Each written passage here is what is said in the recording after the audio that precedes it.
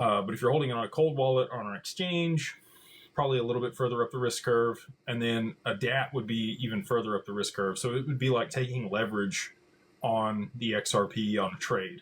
So you're leveraged long or leveraged short on the XRP. That would kind of be the equivalent. And the reason for that is they can use debt as a tool to trade above NAV. So what does that mean? Well, they could borrow money to buy more XRP, and that's basically a leveraged play on the asset itself. And you can take an allocation in the company, and that would then, give you some leverage as well. And it can trade above NAV and it can trade below NAV. And they can also put that XRP to work in more exotic or riskier ways versus just staking it, like you would be able to do, for an ETF, if it's an Ethereum ETF or a Solana ETF. We don't have native staking for XRP, so really the only way to generate a return on it is to currently margin the asset in some way and then trade that in a market neutral strategy. We do that at Digital Wealth Partners. Midas does that. Doppler does that. Anybody else that's providing yield or returns on XRP at this point is margining the asset. They're using it as collateral.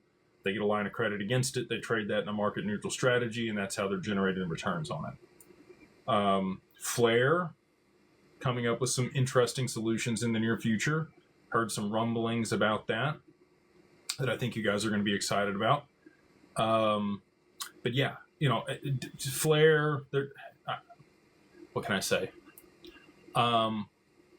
I think that Evernorth is looking at a variety of options to be able to put their XRP to work, because you would same thing with Digital Wealth Partners. Like you want a menu of things that are across the risk curve that you can allocate to.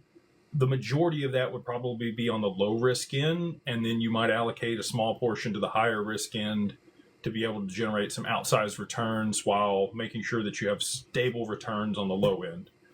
And I'm sure that they're going to use institutional custody and all the stuff, right? So again, if you don't want to manage your XRP or digital assets, and you really don't understand wallets and keys and all this stuff, there's really only two ways to go. You can allocate to a DAT or an ETF and get an allocation that way, some type of structured product that these institutions or companies are going to launch, or you can send the money over to Digital Wealth Partners and they can buy you a direct allocation, and then you manage it through the portal there for Securitize.